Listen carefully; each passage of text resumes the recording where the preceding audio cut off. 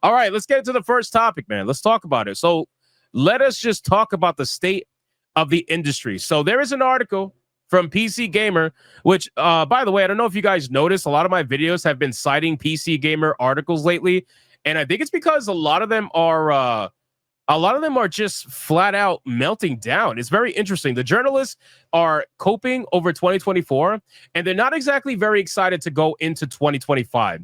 And I can't blame them.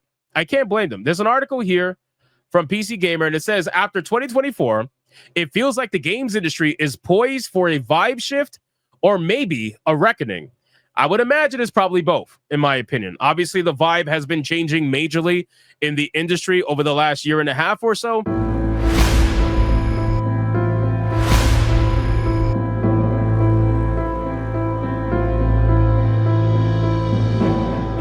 And there is definitely a reckoning coming. There's no doubt about it. Now, this particular journalist has a lot of TDS problems. You're going to notice that the moment we start reading this, TDS runs rampant through this person's mind. Everybody who has an issue with the gaming industry in terms of wokeness, DEI, bad storytelling, whatever, well, they're just right-wing reactionaries. That's the kind of, ideology that this particular journalist has regarding YouTubers and whatnot. So let's get into it. Let's see what he has to say. It says this year's trends and hardships are setting up 2025 to be a year of big change. And I agree. The change, hopefully, is that people like this will no longer be writing articles. But, we can't get everything we want. So let's scroll down. 2024 has been a year of incredible video games, which I agree, by the way, just because I want to be very clear. The gaming industry has provided some solid games in 2024. Most of them came from Eastern studios, unfortunately for the West, right? Or fortunately for us, I should say, and unfortunately for the Western gaming industry. This is the reason why they usually snub these Eastern games, or they rely on them heavily in order to say, well, gaming is not all bad, even though they know the West is not really providing much good stuff these days, unfortunately. But in any case, it's also been bloody. Just like 2023 before, there have been thousands of layoffs, dozens of studio closures, failures from companies that we once assumed were too big to fail, which this right here, failures from companies that were once assumed were too big to fail. I think we're going to be carrying this into 2025. I think that this statement right here is going to be very important going into 2025 because there's a lot of studios out there that people deem too big to fail. And I think you're going to realize that slowly but surely that is not going to be the case, right? Ubisoft was a company that at one point was deemed too big to fail, right? The company was worth billions of dollars. We're going to go over that in a separate topic later tonight. But that company was deemed too big to fail at one point. Look at them now. There's other companies that have been deemed too big to fail. Look at them now. Right? So, I mean, we should really take this into 2025 and realize that, sure, there are some companies that are massive, like Rockstar. Rockstar is huge, okay? Rockstar is huge, but it doesn't mean that they can't be affected, especially slowly but surely, until eventually they might end up in a situation that's not exactly going to be very pretty. GameStop shut down Game Informer, which we saw that coming, kind of. My chat froze. Hold on, let me fix it. Zephyr just made that super chat. It's so funny, and it happened to me because Google Chrome sucks. All right, it's fixed. GameStop shut down Game Informer, the only other surviving gaming magazine in the U.S., as its CEO honed his corporate strategy to tweeting Trump 700 times in a row. Imagine blaming the takedown of Game Informer or trying to attribute anything from the CEO tweeting Trump. Like, what does that have to do with Game Informer being shut down? Game Informer being shut down has nothing to do with the CEO of GameStop tweeting Trump 700 times. It's just like, you will have TDS, bro. But anyway, let's continue. Elon Musk threw in with the games are too woke crowd, which, again, it's kind of tied in with the Trump thing. As I reflect on the year and try to hold those two thoughts in my head, it's been another great year for games and another terrible year for the industry. Another more nebulous one is floating around, and the edges are harder to fully grasp. This is going to be cope, I'm telling you.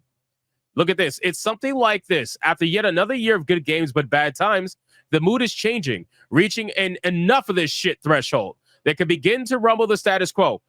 So in my video, I said this is exactly what I think people want. People want the status quo to be fucked with. People want the status quo to be rumbled, because unfortunately the status quo is what led to the nonsense that we've been experiencing over the last few years. The status quo is what they tried to keep. The status quo is what they tried to control. The journalists have tried to maintain the status quo for the last few years, and they've completely lost the plot. They've lost the narrative, and they don't have the ability to control the status quo anymore. Now there really is no status quo. Now at this point, it's whatever the gamers actually want, and the conversation around it is going to get out, whether you try to suppress it or not. And you just don't have the means to actually suppress that or not. Truthfully, right? You don't have the means to suppress that. And that's what they miss. This is why they want X to go back to what it was like when Twitter was owned by leftists. This is why they encourage everybody to go to Blue Sky, because that way they could try to control some level of like echo chamber over there that really has no meaning, because everybody else is on X anyway. So they're trying so hard to get control over the narrative again, but they're failing miserably. Anyway, he says, that's the rough conclusion I come to after straining to human centipede of all of these 2024 events and more. And here we go. This is the best part. Now we're going to get step by step by step. You guys ready for this? So roughly 15,000 game developers were laid off. 15,000 game developers were laid off. And there are far too few open roles for the industry to retain that talent. That is huge. 15,000 developers were laid off. Absolutely insane. Now, of course, the funny thing to all of this is that there would be room for these developers if you guys weren't fucking around and finding out.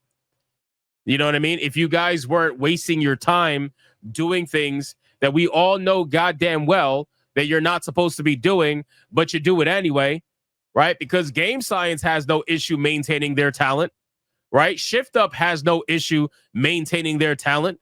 All these Eastern studios have no issue maintaining their talent. All these Eastern studios are not suffering from layoffs unless it's coming from their Western studio versions. If you guys notice that, right? All the layoffs that happen from Square Enix, that happened from a lot of the Western side of their company. But the Eastern side, perfectly fine. So it makes you wonder, gee, why is this happening? And it's because you're fucking around and finding out. And all of that ESG investment, all that activism money that you're playing around with, guess what, losers? That doesn't exactly go in your pockets. The only pockets that it goes into is the executives that tell you you're a good old boy for pushing activism, right? The executives that tell you and pat you on the head, oh, you're doing a great job for the industry. Keep fighting that good fight. They're the ones that get the money. You're not the one that gets the money. You get used and then you get spit out. And it's amazing that these developers continue to believe that the company is behind their cause. Nobody cares about your cause, bro. Literally nobody, except yourself. And here's another TDS moment. Right-wing reactionaries fueled a renewed hate campaign against wokeness and DEI in gaming, with consultancy Sweet Baby Inc. taking the brunt of the fire. Gee, are you going to talk about why they took the brunt of the fire? No, of course not, because you're not ever going to learn from the nonsense that happened in 24, and you're going to bring that nonsense into 25. It's incredible. Like, how are you still in 2025 refusing to acknowledge how this all started? How? Like, it's insane. You guys clearly don't learn from your shit. This is why you are coping right now. Sweet Baby Inc. took the brunt of the fire and continues to take the brunt of the fire because people are holding this company that tried to cancel a gamer, ruin his Steam account, take down his Steam curator page, and just take him down in general and cancel him. They're trying to hold this company accountable. You are the only ones that are not trying to do that.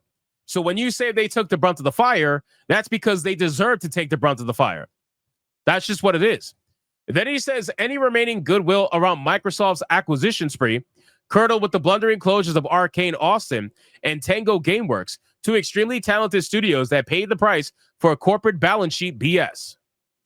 You know, when somebody says this is how you know they will be a terrible business owner, right? Because this is the kind of person that is more worried about what the message of the game is versus what the game does for the company in terms of profits and sustainability. They don't care about the money because they're used to working with and risking and doing activism, risking someone else's money.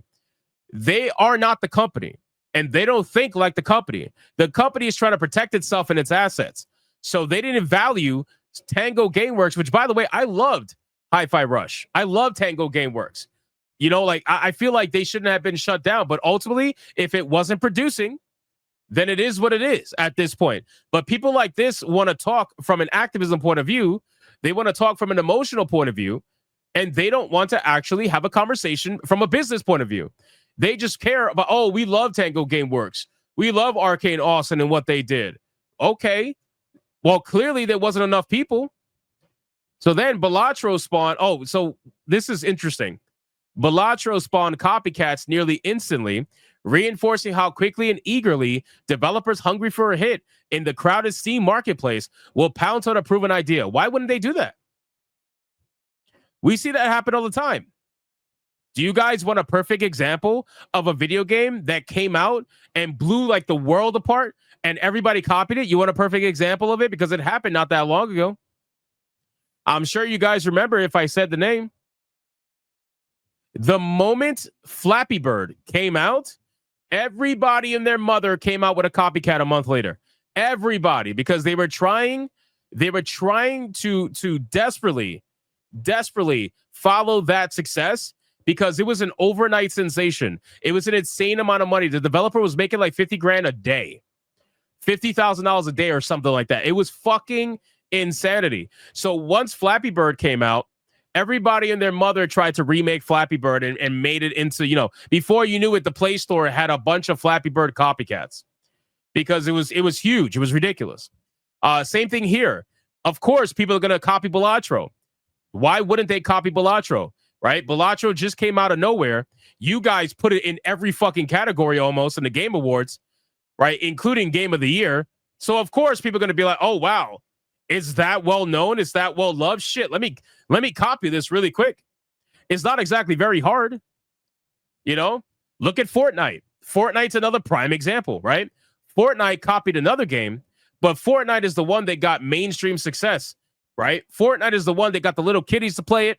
You know what I mean? Got the promotions with the celebrities, right? So everybody and their mother tried to copy Fortnite's formula for a while until eventually it kind of just became what it is.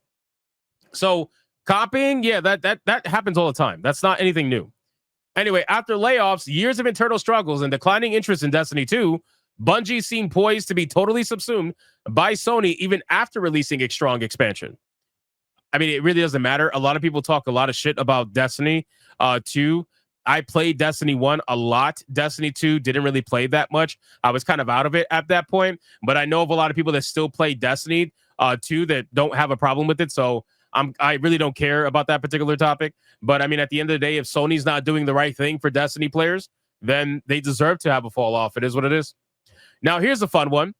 Concord's flop to the tune of $200 million prompted Sony to close not just the game, but the studio, bringing discourse around the risk of AAA development to a fever pitch. Okay, so there is always risk in anything you do. It doesn't matter whether or not it is game development, movies, TV shows, whatever. It doesn't matter. There's always risk. But here's the difference. When most people go into an avenue that they want to pursue, they spend a lot of their time minimalizing risks, right? Minimalizing stupid risks that they don't have to take, and minimalizing choices that would otherwise negatively affect what they're doing. They try to minimize that as much as possible. You motherfuckers, on the other hand, you guys, on the other hand, when it comes to AAA development, you guys are like, gee, how many risky things can we put into this? Like, how many divisive things can we put into this? How many fucking messages can we put into this that is going to increase our risk factor when releasing this game? How many things can we put? Pronouns, do it. Trans scars, do it. Trans ideology, the storyline, do it. And it's like, bro, what do you mean? You guys did it yourself. You do this yourselves. So you can't complain about the risk of AAA development when you are the ones putting in that unnecessary risk in the first place. You are the ones, not us. So here's an interesting little data point. So I know you guys have been seeing this go around. I haven't made a video on this because honestly, I feel like we all saw this coming. But in any case, let's talk about it. So roughly 18,700 games were released on Steam in 2024, up from 14,300 in 2023 and 9,700 in 2020. Don't you guys find that interesting?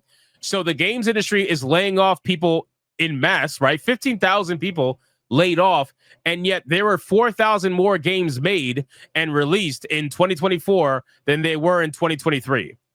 So people clearly are still taking the chance. People clearly are still, investing, and the risk is still there, and they're choosing to go after it. So not exactly all doom and gloom, but in any case, according to Steam's end of year review, only 15% of player time was spent in those 2024 games. Now, people have been blowing this number out of proportion for a multitude of different reasons. One of the main ones is they're trying to basically push this as, oh, look, everybody's playing retro. And that's not true, right? All it is that basically only 15% of people were playing 2024 games or have played 2024 games. Everybody else played anything from 2023 and older. So what that tells me is that people were playing their backlog, which is exactly what Gamergate 2 was talking about the entire time. Where, hey, ignore all the woke shit, play your backlog. You got more than enough of a backlog to enjoy for a fucking decade, I'm sure. A lot of people have an insane backlog. There's no reason to go and buy new games because you genuinely don't have to. You really don't have to, unless you want to chase after an IP that you were waiting for a long time. Other than that, play your backlog. That's what I was doing up until I started Griffcast anyway. Once I started Griffcast and I started playing new games because people wanted me to show them the new games. But for the most part, I still played Half-Life 2, right? Like I was playing some older games. So most people's backlog is pretty wild. So I think that's what we're seeing here. We're seeing people playing their backlog, which is it's a good thing. You need to play your backlog. You need to. Even good games and established franchises are struggling. Broader game sales reflected the same challenges, with only 3 of the year's top 10 games in Europe releasing in 2024. Okay, so this right here, they're very disingenuous about this. All right, because number one, why are those established franchises struggling? Why?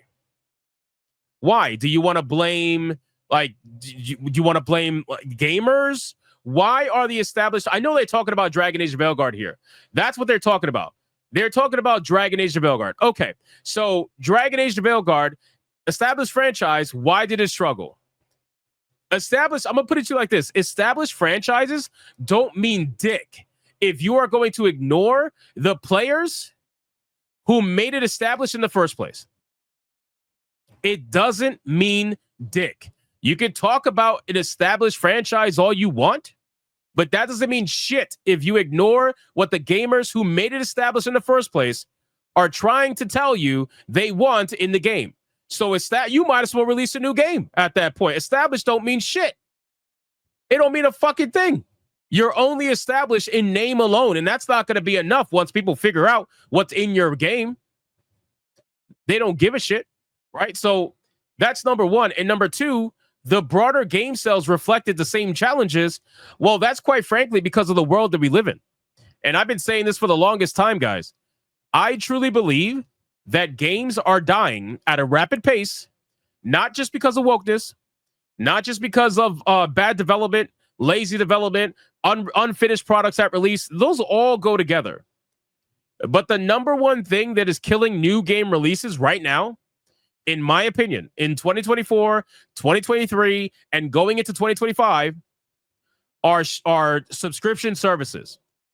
Subscription services are the number one thing that is killing new releases when they come out, in my opinion. I genuinely believe that. And then when you factor everything else into that as well, then it just makes it even worse. Because the people who would otherwise buy the game because it's subscription service game and they want to just have it in their, library, the subscription services are killing this shit, right? It is, because they don't make enough money to warrant giving out this AAA game that costs hundreds of millions of dollars to make. It doesn't warrant it. So you're not getting enough subscriptions for it. And this is kind of like the argument that I had with Indiana Jones, the game that just came out. That game, Indiana Jones, That game is that's not a fucking game that people are going to go to Game Pass and be like, I need to subscribe right now to play Indiana Jones on day one. I need to do it right now. Nobody's saying that, bro. Very few people would say that.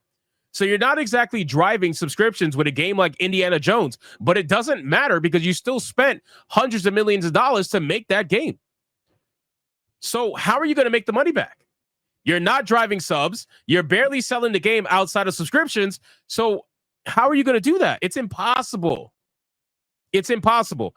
Game Pass and subscription services, they're going to have to raise their price substantially for them to come anywhere close to making their money back with this model. And quite frankly, people are just not going to pay it. So now they're stuck between a rock and a hard place, right? They raise the price and they lose their customers, thus making the service irrelevant, or they keep the price down and then they lose money on the game, thus making the project irrelevant. What do you do? What do you do? I'm telling you, man, subscription, I've always been against it. And I will continue to be against it. I know it's great. Listen, it's a great value for gamers because they get so many games for a cheap price. But this is what's killing games. It really is. This is what's killing AAA games. This is what's killing studios. It's impossible. It is impossible for them to make their money back 9 times out of 10. And then all of a sudden you got Black Myth Wukong taking all their money, bro. It's disgusting. It really is. Black Myth Wukong made more money than most AAA games that came out combined in fucking 2024. It's disgusting the amount of money that they made. It really is. Anyway, let's continue. So that's what I think is really hurting games in terms of game sales and whatnot. Then he mentions Intel had a catastrophically bad year between mass layoffs, borked and underperforming CPUs, and dismal outlook. I don't really care about that. Helldivers 2 proved that new live service games can still be enormously successful. And it did so by eschewing the usual approaches to roadmaps, battle passes, and more. So, yes, Helldivers 2 was very successful, sure. But also, you got to keep in mind that Helldivers 2 has also tanked tremendously. But they have plenty of players to monetize. There's no doubt about it. Like, Helldivers 2, I don't know what their numbers are recently. Let's see. Let's check out Helldivers 2 really quick on SteamDB and see how they're holding up. Let's see. Helldivers 2. Yeah, they got more than enough players, bro. This is more than enough players to monetize. Like, this is 74,000 people playing right now. They could definitely do plenty with that. But again, it did tank from a 458,000 player peak, and that's for a multitude of reasons. I mean, look at this. That's a pretty hard fall. Even though the game is doing well by normal game standards, you can't ignore the fact that it tanked tremendously. So it's unfortunate. But they definitely have more than enough that they can monetize enough players and keep this. This game's going to be alive for a while. So no worries there with Helldivers. Let's go back to the article really quick. So, yes, Helldivers 2 did prove that new live service games can still be successful, no doubt about it. But you also have to offer something that people are actually going to want to partake in often. And I think Helldivers had that. And as long as they keep the updates going, I think they would continue to have that. And the funny thing is, they were about to ruin all of it. That's what makes it kind of hilarious. Sony was willing to ruin all of it for that sweet, sweet data that they want so bad from PSN sign-ins. And then Apex Legends proving that even with years of experience, game companies will still totally screw up their monetization in ways that will predictably piss off players while attempting to achieve unrealistic profits. You know what I find hilarious about this? Have you guys noticed that the journalists, the one thing that they always complain about, whether it's about games, whether it's about right-wing grifters and YouTubers and everything, it doesn't matter. When they're talking about something in the game industry, the number one thing they complain about is spending money. You guys notice that? The number one thing that games journalists complain about all the time, and they try to make you talk about all the time, is spending money. They always complain about it. They're like, God, these monetization practices, and don't get me wrong, they are absolutely terrible. But it's like they want to talk about that all the time because they simply don't want to spend money. They just don't, which we've proven that time and time again. All right, so this is the second half of the article. This is where it gets interesting. Although this was pretty interesting already. Prime for a shift. Okay. I don't think the games industry is having the kind of epiphany that we were on the Titanic would see us spinning the wheel just in the nick of time to avoid the iceberg. I think we already hit the iceberg a while ago, and more people on board mid-sync are finally like, hey, whose fault is it that we hit that freaking iceberg? This sucks. Oh, so you're admitting it. That's good. That's good. I'm glad you're actually admitting it. Yes, we did hit the iceberg. You guys drove us right into the iceberg because you were telling us the entire time that the iceberg was safe. And when we were saying, hey, the iceberg is not safe, we should avoid it, you called us ice-phobic. That's what you called us. You called us ice-phobic when we were trying to tell you to avoid the fucking iceberg the entire time. You were like, nope, you're ice-phobic. Like, bro, come on, man. Or better yet, they would be like, no, there is no iceberg. Exactly. Serpentine Deity just said it. There is no iceberg. It's one of the two. You'll have people to be like, what iceberg? I don't see an iceberg. And it's massive. It's like, no, I don't see it. I don't see no iceberg. Stop being a grifter, liar. It's like, bro, shut the fuck up, man. Anyway, he says, I've never seen so many people more frequently loudly express some version of the same core feeling. The system is broken. 15 years ago, I don't remember a near unanimous response to layoffs or studio closures or a massive AAA game flop being this is the executive's fault. Why don't they get laid off or take a pay cut? There are even more dramatic echoes of this shift building in our cultural beyond games, with alleged United Healthcare CEO shooter Luigi Maggione becoming a symbol for an entire country's frustration with a broken healthcare system. Dude, this guy, whoever wrote this article, desperately wants to write in politics, but he can only get a job in games, bro. Like, how many times are you going to tie politics to whatever the fuck you're writing right now? This is crazy. Just go get a job at working in politics, bro. I don't know. Anyway, a million social media posts declaring the system is broken or that the game CEO should be fired instead of their staff won't necessarily lead to proactive change. But I never felt like gaming is more fed up and ready for a vibe shift. Well, we are fed up. That's the thing. The problem is we're fed up with people like you. That's what you don't realize. The journalists don't realize that, yeah, we are fed up. It's just with them. We're fed up with them. We're fed up with the whole status quo that got rocked in 2024, right? The status quo got absolutely rocked last year. It was a beautiful thing. And it's going to continue to get rocked this year. And then anyway, so it says that as explored by The Cut a couple of years ago, a vibe shift is the moment a once dominant social wavelength starts to feel dated. Yeah. You mean like games journalism? Yeah, that's definitely feeling dated. It's a malleable concept, more directly aimed at the broader fashion and pop culture. But if you've been playing games long enough, you could probably identify the eras or trends popular enough to permeate gaming culture so thoroughly they became a vibe suddenly ubiquitous. Bro, you could use all the big words you want, but at the end of the day, you guys are fucked. You guys are absolutely fucked. I'm sure that I think they realize this. You know what I mean? They realize this, and they're desperately trying to find any way to make it not so. But unfortunately for you, going into 2025, it is so. You guys are fucked, man. There's barely any of you left. And as the game's journalism dies, what ends up happening is the shift is going to be that the mainstream gaming industry is going to start looking to other people to get their word out there, because the industry has to get their word out there. They don't have the talent, they don't have the creativity, and they don't have the following to get the word out there themselves. Not in a way that's organic through like a YouTuber or something like that. So they're going to try to find a way to get their word out there, and it's not going to be with you. It's not going to be with PC Gamer. It's not going to be with Kotaku. And it damn sure is not going to be with the Rolling Stone. Who the fuck even goes to the Rolling Stone for gaming news? Seriously, who goes to the Rolling Stone for gaming news? What the fuck? So can you imagine being a games journalist working at Rolling Stone? God, what must that feel like? Anyway. So here we are. It's a Cope and Seethe article that is filled with leftist ideology. That's, TDS rampant. Elon Musk fucking derangement syndrome rampant.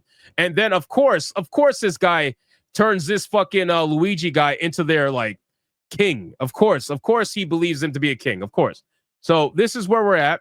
And this is why I wanted to bring it up. Because this year, 2025, I think we are going to see, like this article says, just not in the way they mean it, we are going to see drastic change.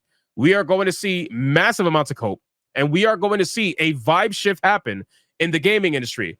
And that vibe shift is to take these people and get them the fuck out. That's the vibe shift, because they're all going one by one by one by one. They're all going. The money's drying up. They're not going to be able to support them anymore. And before you know it, you're going to see them start to consolidate. You're going to see bigger establishments like Kotaku, IGN, or whatever. They're going to start to combine. And before you know it, they're all going to try to combine into one force to try to own the chuds. Yeah, that's not happening, bro. You're talking about what?